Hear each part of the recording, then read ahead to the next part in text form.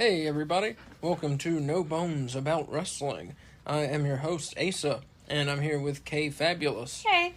And you can probably hear our dog panting too. Her name is Ripley, and not after Rhea Ripley. After Ripley in the Alien film series. She's very proud of being named after Sigourney Weaver's character. What did we do? We did SummerSlam 2023. Yeah. Big show for the WWE. It was live August 5th from Detroit, Michigan, Ford Field, I think it is, where the Detroit Lions play football. Big outdoor show. It ended up being the highest grossing SummerSlam gate they've ever done, the most watches they've ever done for SummerSlam. Broke a whole bunch of records for WWE SummerSlam. So let's see, how did the show live up to the money it made?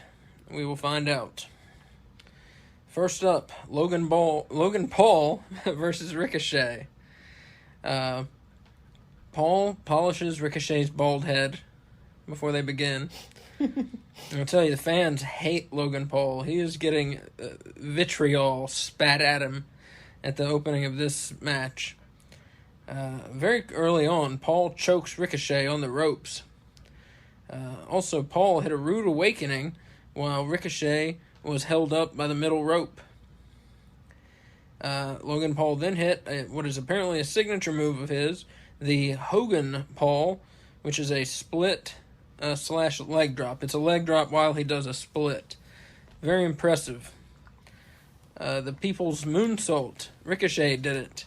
I hope he doesn't keep doing that. It's really stupid. Where he does like the People's Elbow of standing over them, bounces off of this rope, bounces off of this rope, but then has to come and set himself again and do a moonsault. I'm sure a lot of people will love it, but it's real dumb. Paul hits a back body drop and has a tough landing for Ricochet. It looked as though, to me, Ricochet broke his leg at first. That's what I thought. That's what I thought also. I thought he broke his leg. Then there's a double Spanish fly. There's a high crossbody splash, and then a standing moonsault. Ricochet with a hurricane neckbreaker. Ricochet then with a crossbody splash, followed up with a shooting star press. Logan Paul counters with a tilt-a-whirl DDT, and Ricochet out of nowhere with a recoil. Paul not ready to give up just yet. He hits a springboard frog splash, gets a 2 count off of it. I tell you, the Logan Paul impressed me in this match. Now, there were several spots where I thought one or both of them was going to break a limb. Mm-hmm. But I think that's the nature of the match. I don't think that has to do with either man being bad or sloppy. I think it's to do with the nature of the match. The moves for which they went were so ambitious. Like I said, It's just the nature of it. Nobody else is out there doing half the shit they did. Yeah, that's true. So it's just going to happen more where you think, oh my God, they're going to get hurt. Which is what I thought we watched this twice. We watched SummerSlam twice. We watched it once in a watch-along with our internet friends Last Week in Wrestling, Willie Does Wrestling, Wolf. And then we watched it later just by ourselves so we could take notes. So we had time to kind of get a good feeling of SummerSlam. I had a point when I started talking. I can add a point to what you're saying. Oh, my point was... Okay, maybe you have my point. Well, I was going to say, when I first saw this match... That was my point. Yeah. When I first saw this match, I thought, I couldn't enjoy it because they kept doing such risky stuff. I just kept thinking someone was going to get hurt. And it was very nerve-wracking, and I couldn't enjoy the match. But now, the second time I saw it, I know no one gets hurt, so I can just enjoy it for what it is. Yeah, and I enjoyed it much more the second time through. I had the same experience, I think. And thought it was a better match. Yeah, well, we rated the matches the night we did the watch-along, and I think I gave this match a 2.5 the first time I saw it, because I was just, so worried the whole time. Yeah, you did, but which is stupid. I disagree with you, though, that... You don't even know what you're disagreeing about. I do. No, this is that it's because of the level of risk their moves are that, like, made it so nerve-wracking. Because they do stuff like this in AEW all the time, and I don't worry when I watch AEW that they're going to hurt themselves. There were several awkward landings or close calls. Logan Paul's an amateur. Yeah, I think that's definitely why. Yeah, I mean, there were some sloppy landings.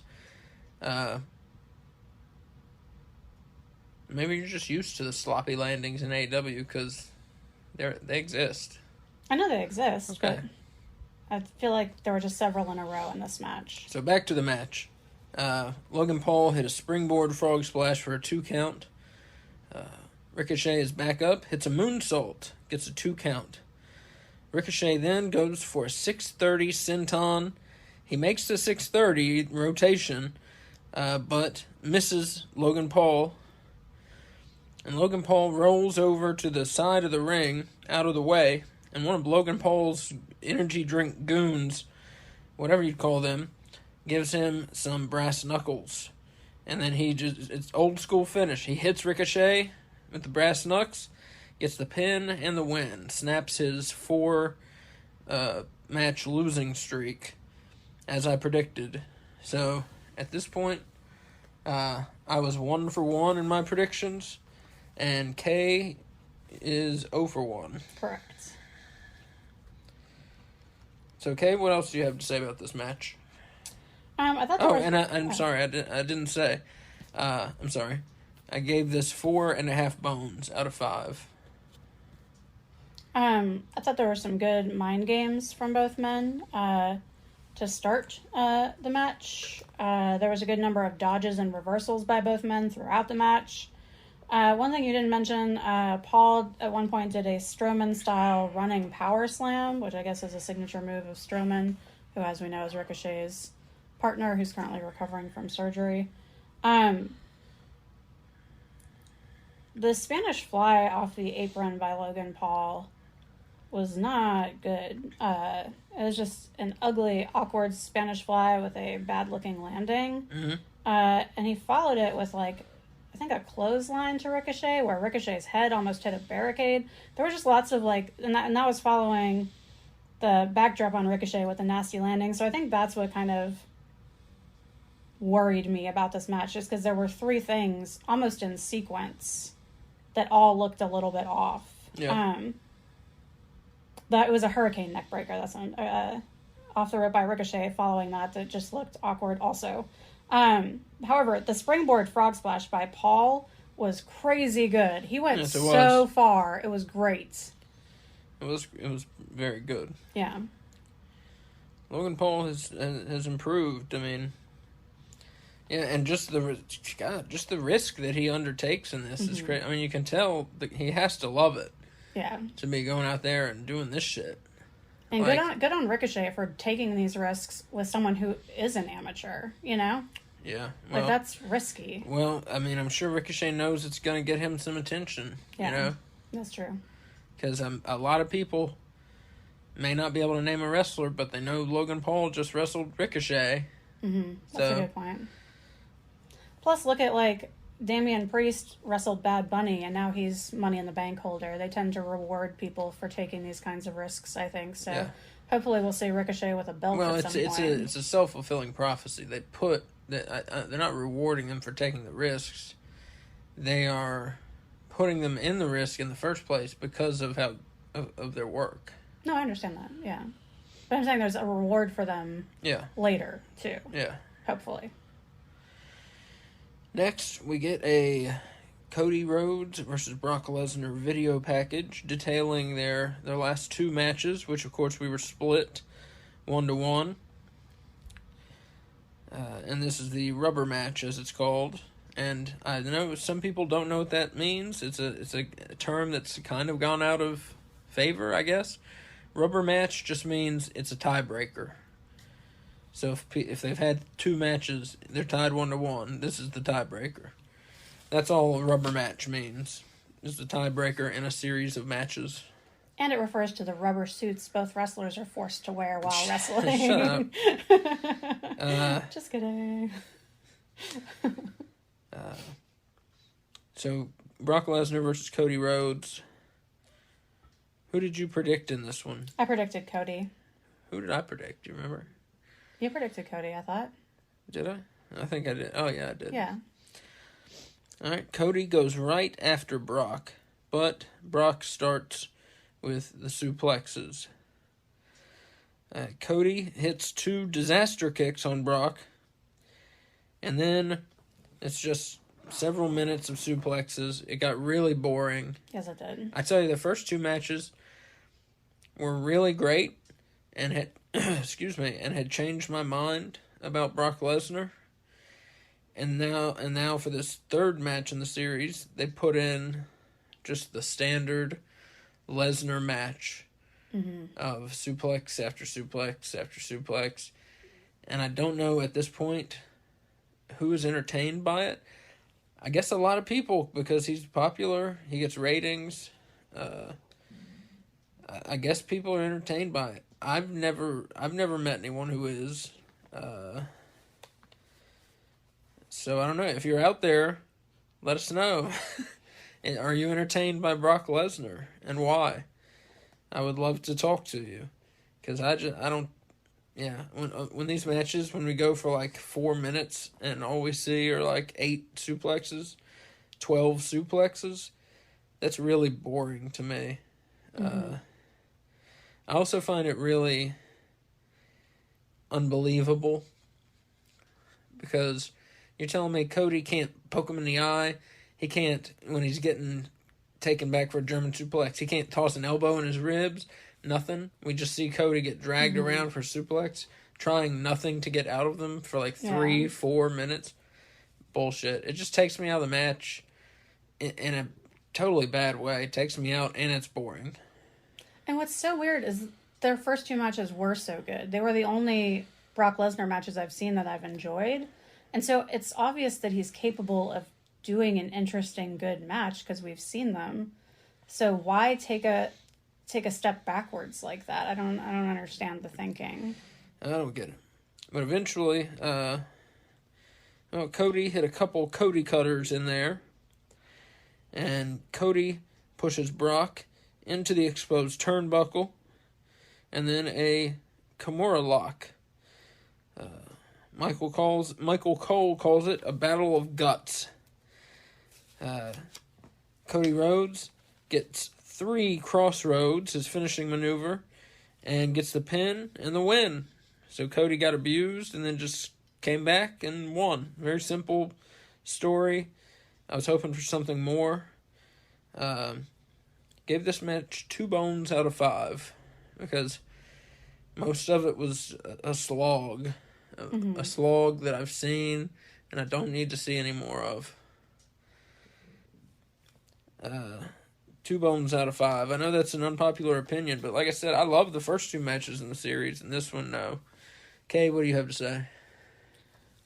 I am with you on that. I feel like Lesnar beat the crap out of Cody for far too long. It was super boring and also kind of confusing, because at one point, well, at several points, Brock just keeps kicking Cody out of the ring and like yelling at him for getting back up and getting back in the ring. Like, was he trying to lose by countout? Because that seems He's trying to win by countout. I mean, that's right. Was he trying to win by countout? Because that seems very un-Brock Lesnar-like. You know? Well, it was strange. I think he liked Cody. So why was he fighting him? No. That's the strange part. That's why was he fighting him in the first place. Yeah. We never really got an answer to that. Didn't have something to do with like he lost at WrestleMania or something? Was mad? Was that from like forever ago? No. There was something one point where he talked about his place in the WrestleMania card. Oh, maybe that's what I'm thinking of.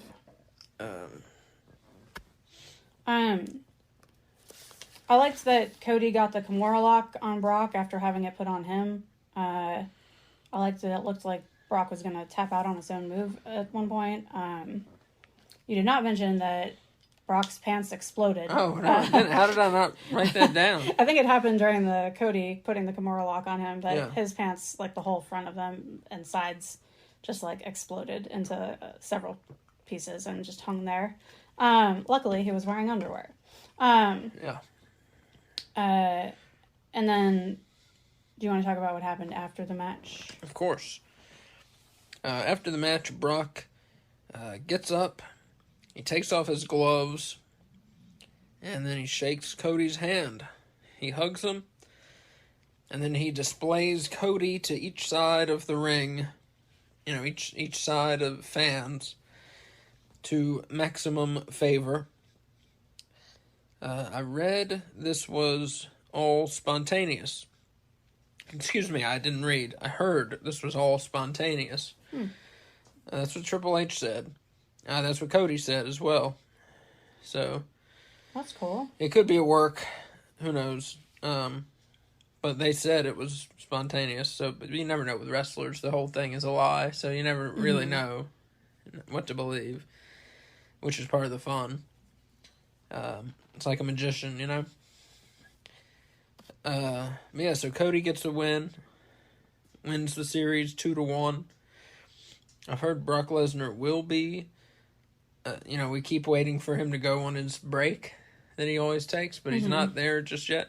He isn't going to be around for a little bit, but I've heard he is on the card for Fastlane, which is October something. 7th maybe? Something like that. Okay. Early October. So after this match, I was 2 for 2 in my picks, and Kay was 1 for 2. After that, we had the SummerSlam Battle Royal. You mean the Slim Jim Battle Royal? The Slim Jim presents SummerSlam Battle Royal. Yeah. That is what I meant. Don't eat Slim Jims, people. That's you deserve better than that. That's gross stuff. It's like pig anuses and cow's tails and shit in there, you know? And a lot of chemicals. Yeah. That's disgusting. Anyways, SummerSlam Battle Royal. 25 men, I think it was, something like that. And again, it was a Battle Royal, not a Royal Rumble style. So everyone starts in the ring, except one. The bell rings, and then MVP says, you forgot about one man, the man who's going to win.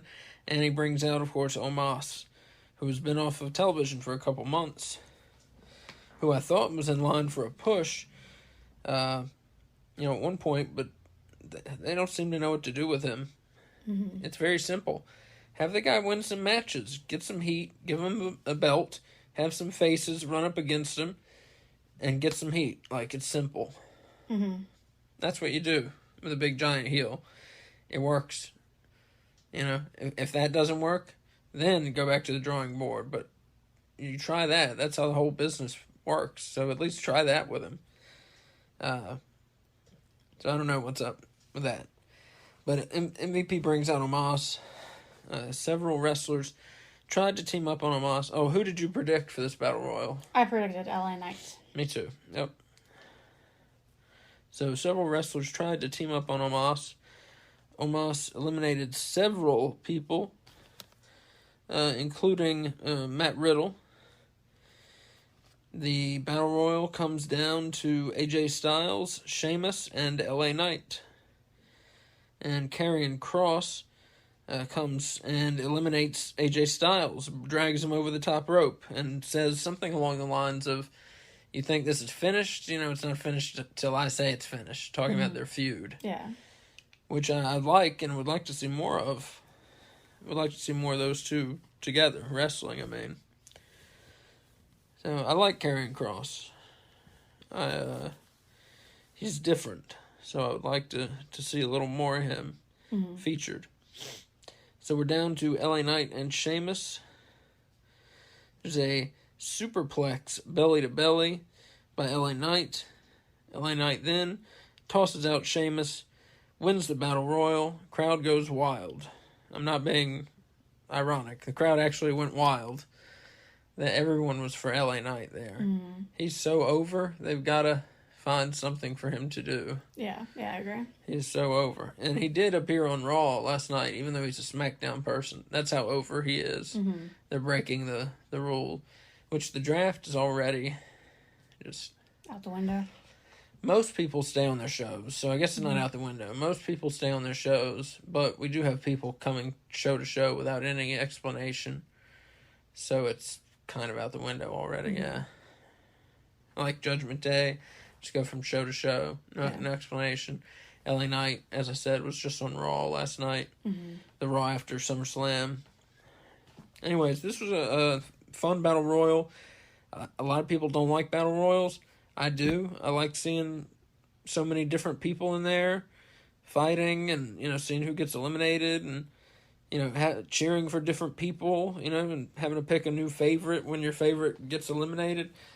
I like all that stuff in a Battle Royal. So I gave this one 4 bones out of 5. It was a fun match, I thought. Okay, what do you have to say? That is generous. 4 bones out of 5. That was fun. It was okay. There were lots of, pretty early, few sitting around doing nothing. That's my one complaint about Battle Royals, and you see it in almost every Battle Royal, but especially in WWE Battle Royals, where there'll be 2, maybe 4 guys fighting in the center of the ring, and then everyone else is just acting like they're dead along the ropes. Yeah. It's boring to me. So that's a general Battle Royal complaint, but WWE is guilty of it more than AEW. I think it's worth noting that Ciampa eliminated several people in a row. He was the only person I saw eliminate several in a row like that besides Omos. Mm-hmm. And the elimination of the night for sure was Gable eliminating Kaiser. Do you remember that? Kaiser tried to eliminate Gable, and so Gable was hanging upside down on the outside of the ropes, with his hands and his legs on the top rope, and the rest of him was hanging down upside down on the outside. And then he used his legs to scissor Kaiser's head and then pulled him over the top ropes just using his legs without falling over himself, and then got back into the ring, and Kaiser was eliminated. It was definitely the coolest one of the night. I don't remember that one. I feel like that was worth mentioning. Yeah. I thought there was good teamwork to get Bronson Reed out of the match after they eliminated Omos. He was by far the next biggest person. Big Bronson Reed, you mean? I mean big Bronson Reed. Yeah, just so we're clear, right. Yes, and so you don't confuse him with small Bronson Reed. Yeah. I liked the end of the match. The last 4 men in were LA Knight, Bronson Reed, Sheamus, and AJ, and I thought once we got down to the last few, the match got better, because they were all doing things. Yeah, it was good. It was a okay Battle Royal. I'm glad LA Knight won. Yeah, it would be nice to, 2 things. It would be nice if they had put some stakes on the line. Mm-hmm. I don't mean the stakes you eat. I mean, something at hand. Like a title shot. Why they didn't is beyond me. Maybe maybe they just don't want to give him a title shot yet. They just wanted him to win something. But he didn't even get a trophy or nothing. He didn't get anything. He was in the Slim Jim advertisement that they showed after the match. He and Bianca. So maybe he's going to be one of the new spokespeople for Slim Jim. Maybe that's the unspoken prize. Yeah, but that's not what you get for winning. Yeah, that's true. Give the man a damn a trophy at least. Yeah. Yeah, I don't like having a big battle royal on a pay-per-view, on your second biggest pay-per-view. Mm-hmm. Big battle royal, nothing for nothing. And so since no belt, no trophy. Mm-hmm. Yeah. So since you and I both picked LA Knight, I am now 2 for 3, and you are now 3 for 3. Correct. So you are killing it right now. I did pretty well on SummerSlam, I'll say.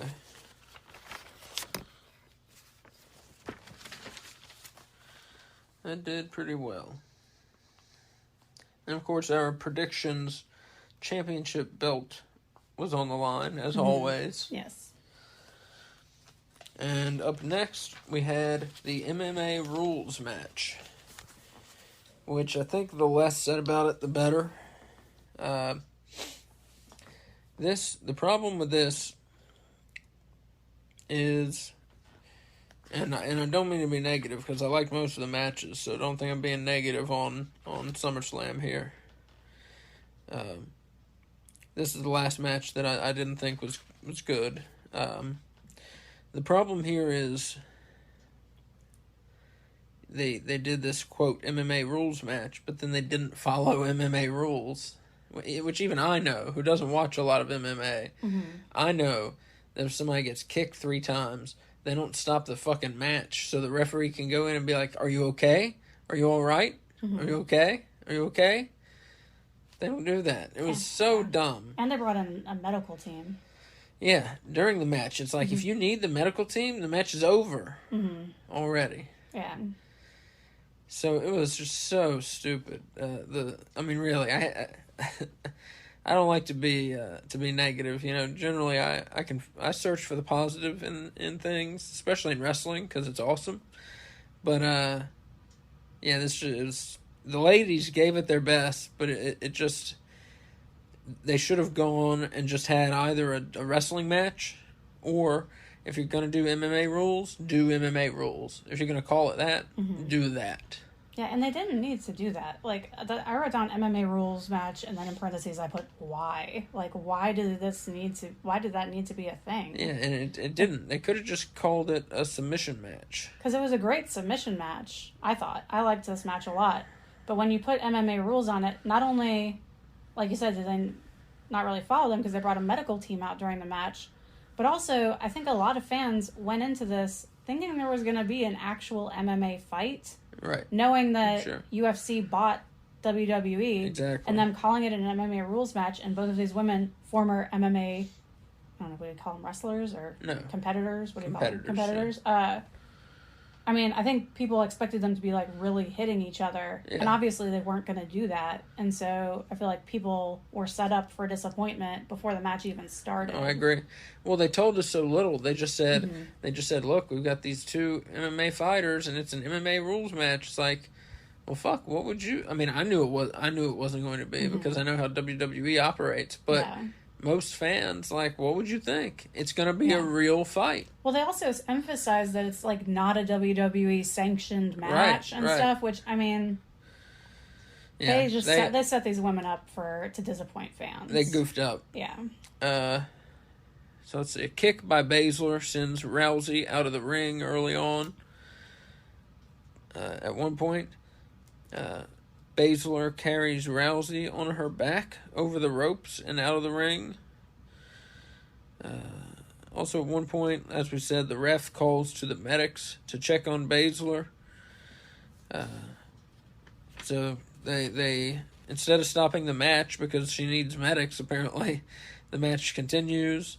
Baszler gets up and she catches Rousey with the Kirifuna clutch. And very short order, Ronda Rousey goes out. And that, I think, now I could be wrong, I think she might have actually knocked her out. Oh, really? Her face was very red after, and it looked like she went, I think she may have. Now, I'm sure there are people listening who know what a real chokehold looks like. Mm-hmm. This is my amateur opinion. I don't know anything about UFC. Mm-hmm. I have been choked before, and then been chokeholded before, by a friend of mine was in the Marines and was like, "Hey, let's do this," one day. Mm-hmm. He was like, "Yeah, I know how to choke people out." And then, we all did it because we wanted to see what it was like. And so my point is, I know what it looks like to see somebody get choked out. And it looked like she was choked out to me. Yeah. But the rest of the match was a work. So was the finish a work or a shoot? That, I don't know. All I can tell you is Ronda Rousey's face got really red. And it did look like she went limp. But it being on a wrestling match, as I said, it did look real. It did look like a shoot. But it probably was not. Mm-hmm. Probably was not. Because it made it onto the show. And as I always say, if it's on the show, if their cameras are showing it, 99.9% it's a work. 99.99% it's a work. It's hard, though, when you're talking about the finish of the match, because, the cameras had to show it. They couldn't not show the finish of the match. Well, that's where the 0.01 comes in. So what was your bone rating for this? Bone rating for this one, 2.5 bones. Right in the middle, 2.5 bones out of 5. Because, as I said, the ladies gave it their best. It was not their fault. They were set up for failure. Yeah. Because of the way the match was advertised and the stipulation. And as I said, I even knew it was not going to be a real fight. But they said MMA rules, and they didn't even do it work like it was MMA rules. Yeah. That's what I'm saying here, is they didn't even make it like MMA rules, where me, just a casual observer of MMA, knows it was not by MMA rules. Well, plus, like, the Toni Storm Sheeta match that was on AEW, where Sheeta won the belt. When that match started, those women were hitting the crap out of each other. Yeah. And it looked like they were hitting the crap out of each other. Yeah. This match, which was MMA rules, it didn't even look like they were hitting each other hard. You know, yeah, like true. they, like, I didn't need them to really hit each other, but I needed them to make it look like they were really hitting each other, you know? And I feel like, I wrote down, like, my highlights of the match. Well, one thing I feel like we should mention, before the match started, I guess it's an MMA thing where you can touch gloves with your opponent before the match. And Ronda has never in her MMA career offered to touch gloves with her opponent, and she did with Shayna, and Shayna just walked away from her. So I feel like that's worth noting, since it's just a first for Ronda Rousey. There was a really good high kick by Shayna to Ronda's head pretty early in the match. Mm-hmm. And then Ronda had this move where she ran up Shayna's leg to get a high knee to Shayna's nose. And she, like, launched herself off of Shayna's thigh to get there. And that looked really real and really cool. But everything else in the match was not very real looking for me, for an MMA match anyway. Yeah. And like I said, I went into this not expecting it to be an MMA match. But I expected it to look like one, and it didn't. Yeah, no, I hear you. So yeah, 2.5 bones for that match. That one we both picked Shayna Baszler. We both picked her because we've heard, just like everyone else has heard, everyone on the internet at least has heard, Ronda Rousey is leaving WWE. We're not sure if it's just for a sabbatical, or, you know, I think what I've heard is she wants to have another child. So, you know, obviously that takes time, and then you have maternity leave, and then, of course, the 9 months of pregnancy. So it depends how much time she wants to take. She can take all the time she wants. I'm sure she's financially comfortable at this point. But yeah, we don't know how long she'll be gone, if she'll come back. Who knows? I hope she does. I know a lot of people dislike her. But I think she's good in the ring, and I think she's improved in the ring as well. And I thought she kept improving as a wrestler. So, yeah, she'll be missed. I feel like she'll be missed. Up next, we had the WWE Intercontinental title match. We have the reigning champion, Gunther, accompanied by Imperium, and he was taking on the recently returned Drew McIntyre. So, who did you pick in this one? I'm 4 for 4 on my pick so far, and you're 3 for 4. Correct. I picked Gunther to win this. All right. I also picked Gunther to win it. I believe so. Didn't I? Yeah, I think okay. Yeah. I think I did.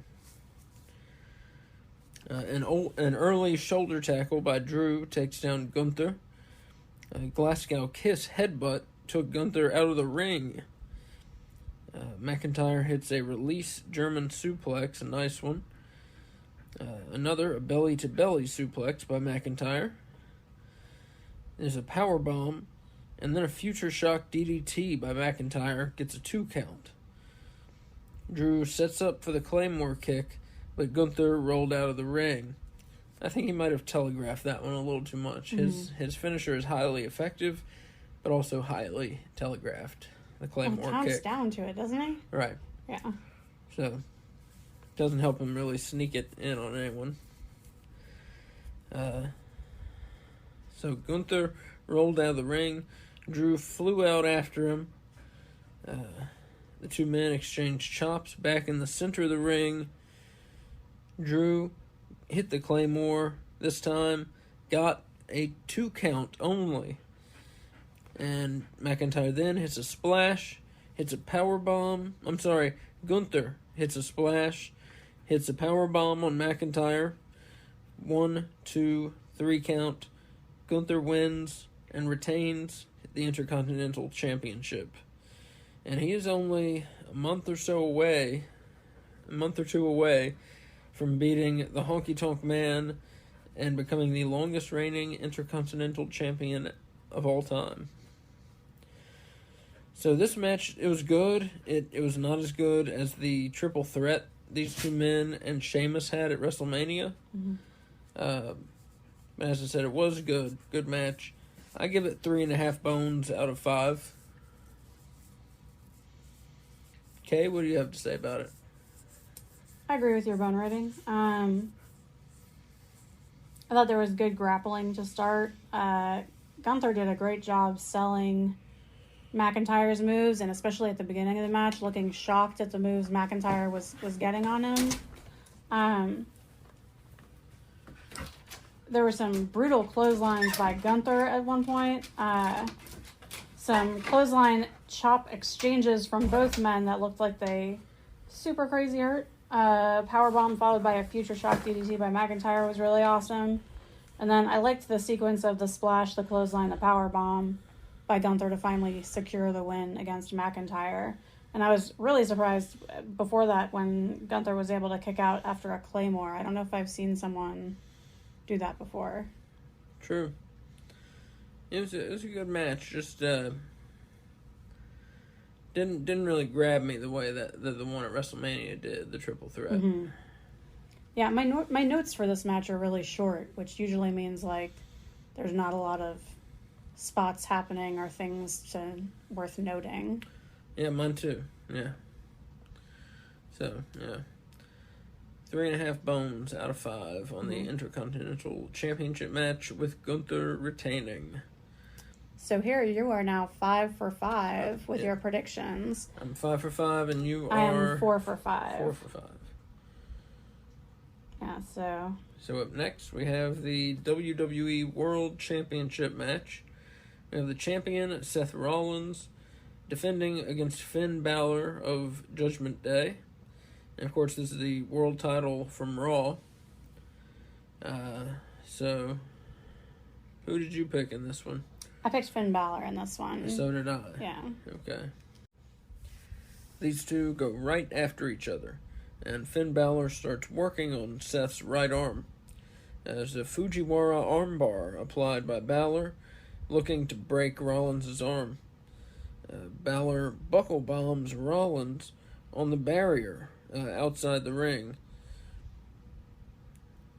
Then Seth, with a kick in the face, gets a 2 count back in the ring. Frog splash by Rollins gets a 2 count. Nice looking splash. There's then a wheelbarrow, a stomp to the chest, and a drop kick into the corner by Balor. Balor goes for the coup de grace, but gets superplexed off of the top turnbuckle. Overhead kick by Balor. Rollins with a pedigree for 2. Damian Priest comes down to ringside with the Money in the Bank briefcase as a bit of a distraction for both men. He hasn't cashed it in yet, obviously, and, that's on Seth's mind. On Finn's mind is, of course, Damian has agreed to wait to cash it in. So he doesn't know what exactly Damian will do here, as they've had their disagreements recently. Rollins kicks out of a pin at 2, heads into a right-handed punch by Priest, which garners only a 2. Dom and Rhea come down. A stomp by Seth for 2. Coup de grace for a 2 count for Finn. Then Priest throws the Money in the Bank briefcase in the ring. Finn is trying to get it, but while he is, he gets stomped onto the briefcase by Rollins.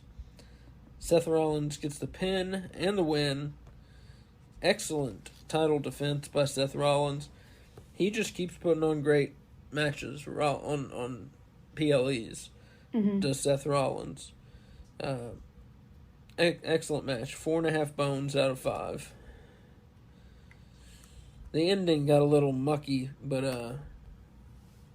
the match was fantastic. As I said, 4.5 bones out of 5. Kay, what do you have to say about the world title match? Well, I have a question. Was this your match of the night, or was the Logan Paul Ricochet your match of the night? This was my match of the night. Yeah. Okay. Yeah. Yeah, I thought this match was good. I was less into it the second time we watched it. As you mentioned, we watched the show twice. And I don't know what it was about it, maybe just because I've already seen it, but I was way more into it the first time, whereas most of the other matches on the card, I enjoyed them more the second time. We didn't know who was winning. Yeah. I mean, well, I know, but I'm saying, like, for most of the matches, I liked the second viewing better than the first, with the exception of really this one.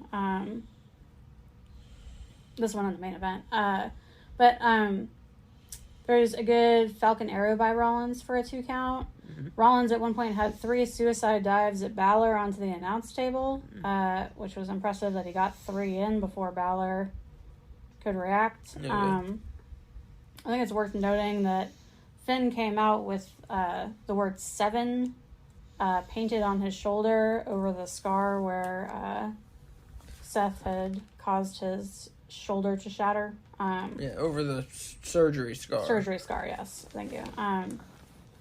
Surgical scar, right? Yeah. Yeah, I think the part with Damian in the briefcase was a little bit odd, because when he first came out, it seemed like to me, Finn was expecting him to come out and there was a plan, but Finn wasn't, like, ready for the plan to happen yet.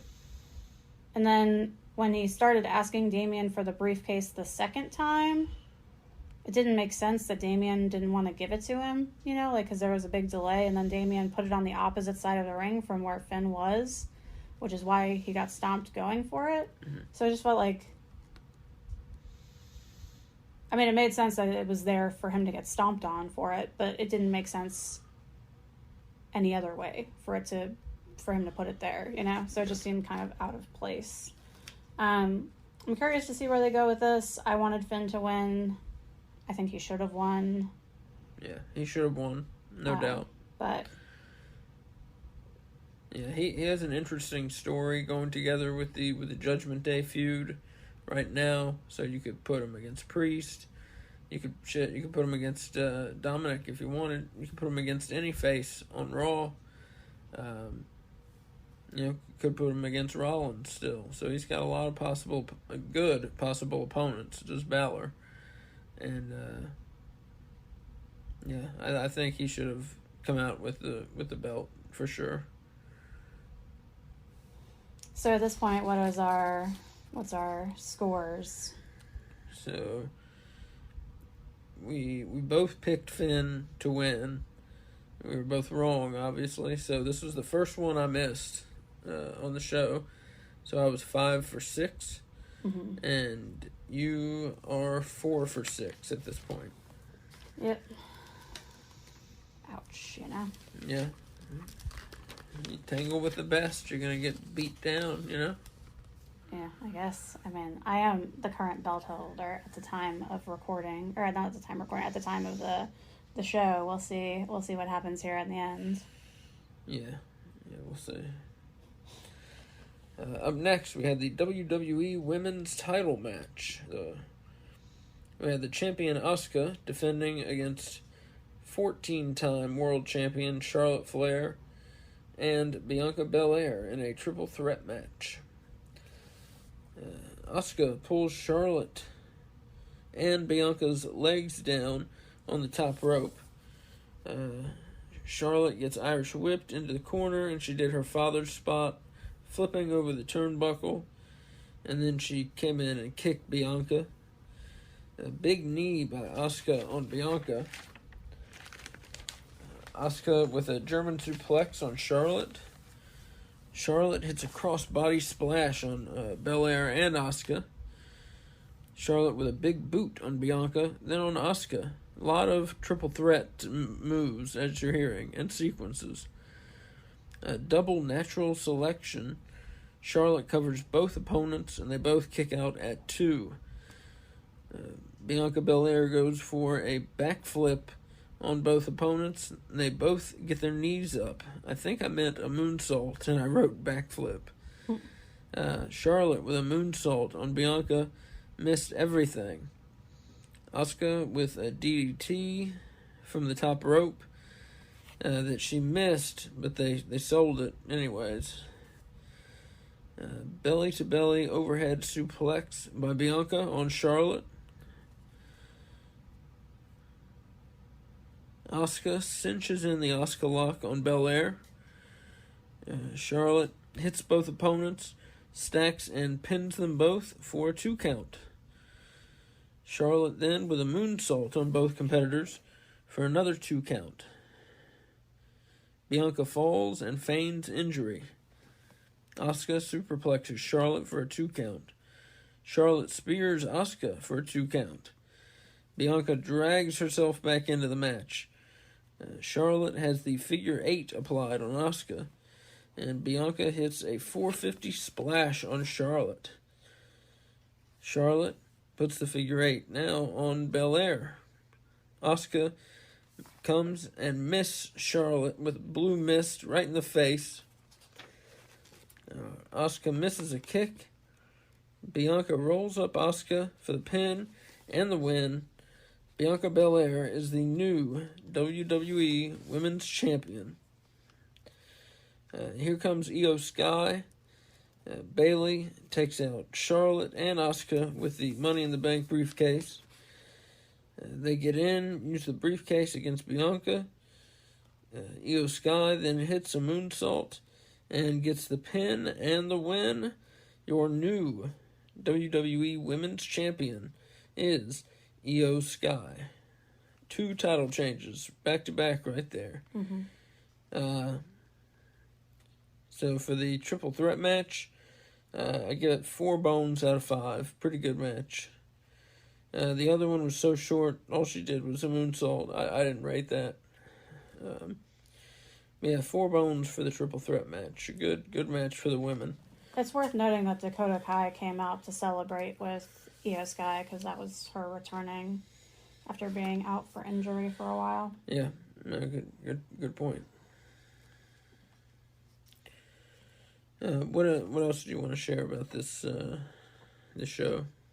This match, I have a ton of notes on this match. This is the one that I took the most notes on because I feel like this had like the most stuff going on. Yeah. Like you said, they did a really great job keeping all 3 women really involved, with the exception of when Bianca had her fake injury, which that was a really good fake injury. Like, she was selling the crap out of it in a very believable way, to where I think lots of people thought she was actually injured, at least based on the faces in the crowd, and some of the people that we were watching it with. I'm getting a bit ahead of myself here, though.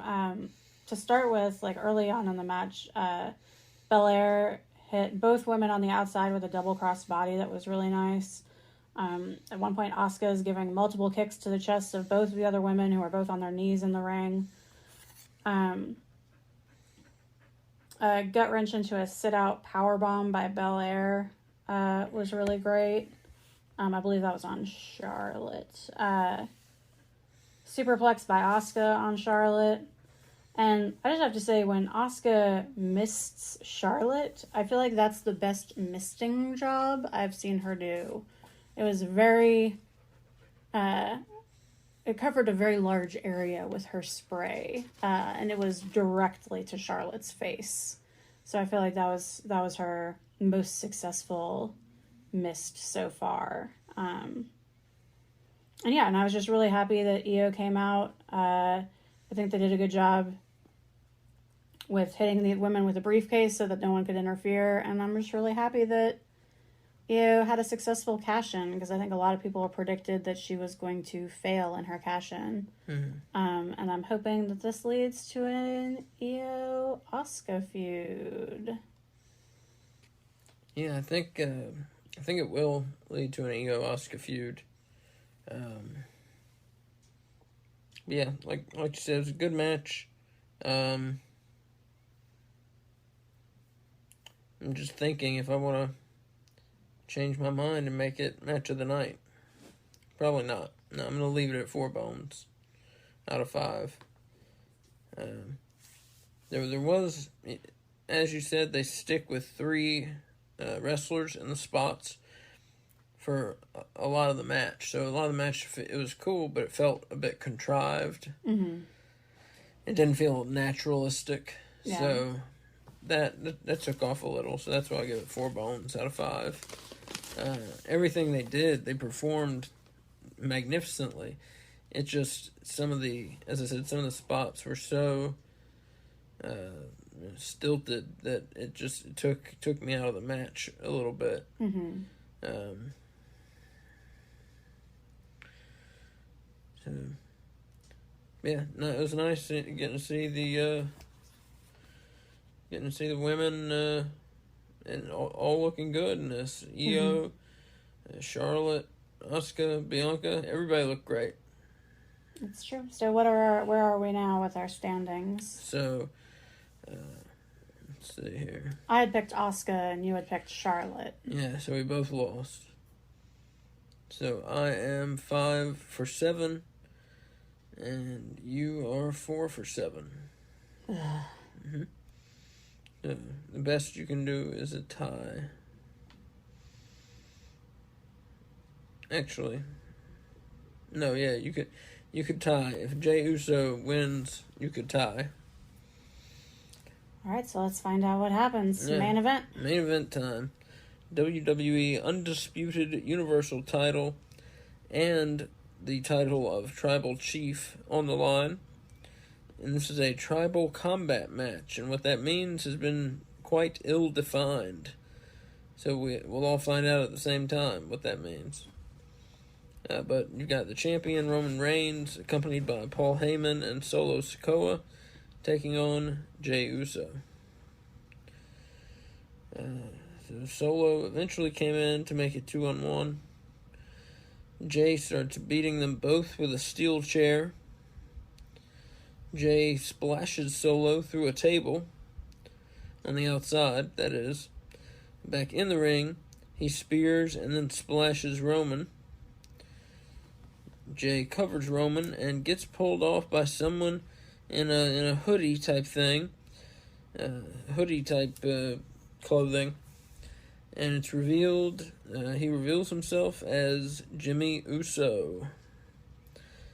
Roman spears Jey through a table and gets the pin and the win. Roman is still the undisputed Universal Champion of those 2 belts that were unified, the Universal title and the WWE title. So yeah, I have mixed feelings about it, like a lot of Roman Reigns matches. The beginning was hot. I mean, this match has a lot of emotion in it, obviously. Mm-hmm. So the match was hot. But it was also rather predictable, especially the middle part. I mean, if you've seen one Roman match in the last year, we'll say, 2 years, you've seen them all. I think it's worth noting that we didn't start taking notes until stuff that was unusual started happening. Right. So we skipped the Roman's usual match part. Right. One thing worth noting that you didn't mention that I feel like is going to come up storyline-wise, possibly, is Roman at one point is going to spear Jey, and Jey pulls Solo in front of it, so Roman speared Solo in the middle of the ring, which Solo looked not too pleased about. So I just feel like it's worth noting that happened in case it comes up in further storyline. I'm sure it will come up on SmackDown this week. Yeah. I'd be shocked if it doesn't. Mm-hmm. Anything else you want to share about the Universal title match? The undisputed Universal title match, excuse me. This was one of the dumbest things I have ever seen storyline-wise. It makes zero sense that Jimmy is turning on Jay. Yeah. I am so tired of the bloodline. I was like, they keep reeling me back in, you know? Mm. Like, I was tired of it, and then they sucked me back in, and now there's this, which, like, I am very curious as to what possible explanation they could have for this, because I can't think of any that make any sense. You know? You say for this, what do you mean? I mean for Jimmy turning on Jay. Yeah, yeah, I mean, I don't get it. No, they better have a good reason. And as I said before, I'm sure we will hear it on SmackDown. Very curious to see what Jimmy has to say Friday. I have a theory that they're going to go the Jimmy wants to be tribal chief instead of Jay route. Mm-hmm. But even if that's the case, it still makes sense to let Jay beat Roman, because it would be easier for Jimmy to beat Jay than it would be to beat Roman, you know? Mm-hmm. It just doesn't make any sense. Mm-hmm. The audience was mad at Jimmy, you know? Mm-hmm. Mm-hmm. Yeah, and I was a bit mad myself. I thought,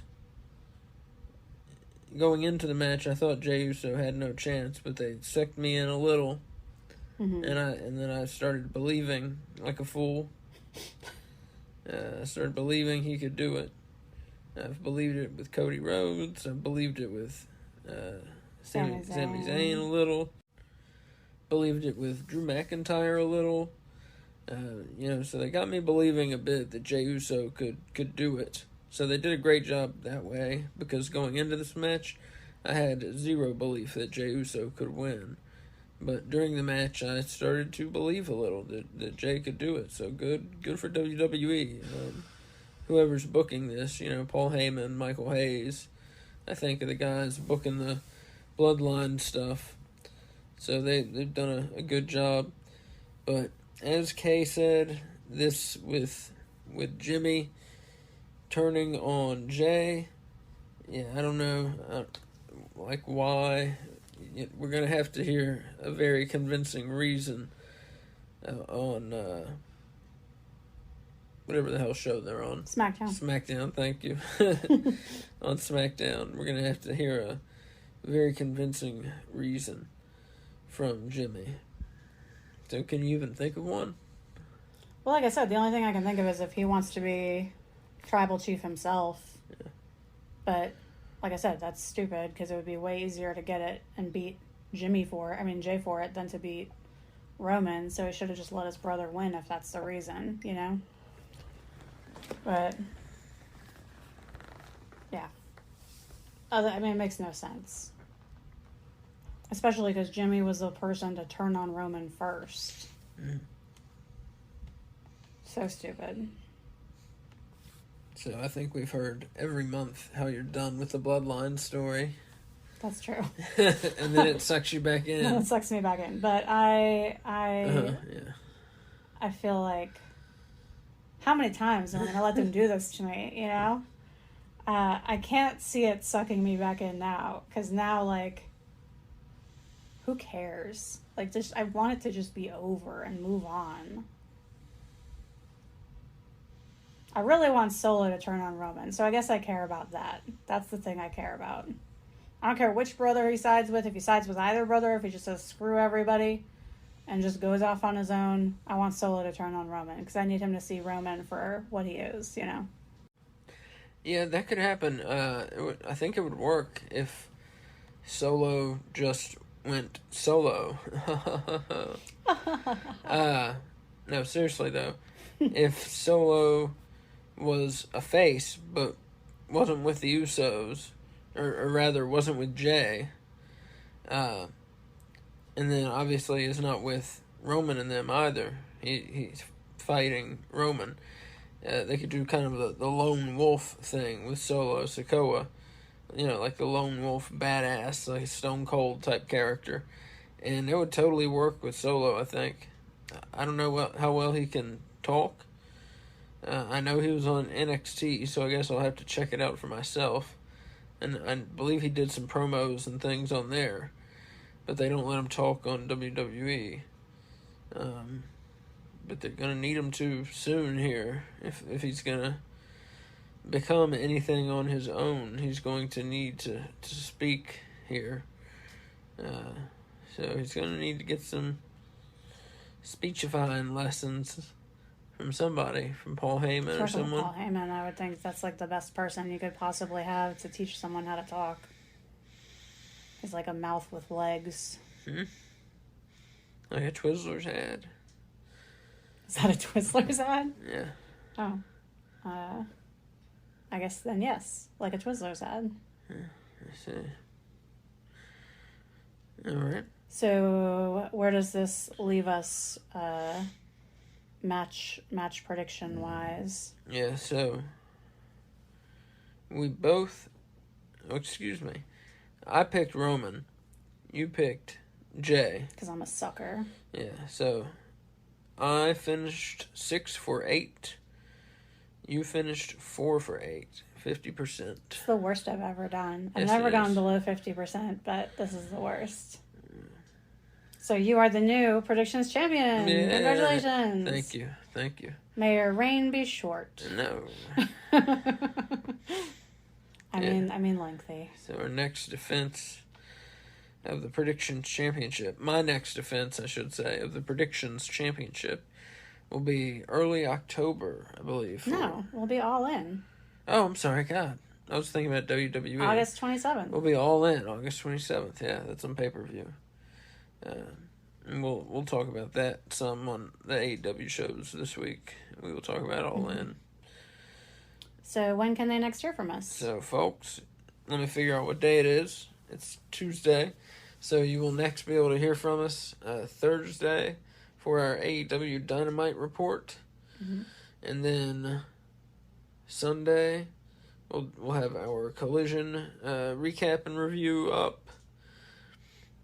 And is that it going up? Yeah, and if tonight you want to join us, we're going to be on an NXT watch along. Mm-hmm. Which channel is that going to be on? I believe Last Week in Wrestling. Okay, and that'll be whenever NXT starts. Yeah, 8 o'clock. 8 o'clock. 8 o'clock, Last Week in Wrestling, either on Twitter or on their website. Their YouTube page. Their YouTube page, thank you. Their YouTube page or Twitter, Last Week in Wrestling. So that should be fun. Mm-hmm. Doing an NXT watch along. We have NXT North American Champion Dominic Mysterio, accompanied by WWE Women's World Champion Rhea Ripley, and Dominic is facing off against his father Ray. So. Oh, excuse me. No, I'm sorry, he's not. facing off against Dragon Lee.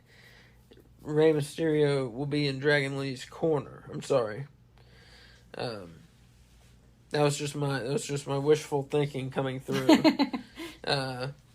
But yeah, so I'm sure we're gonna see the father and son feud resume here.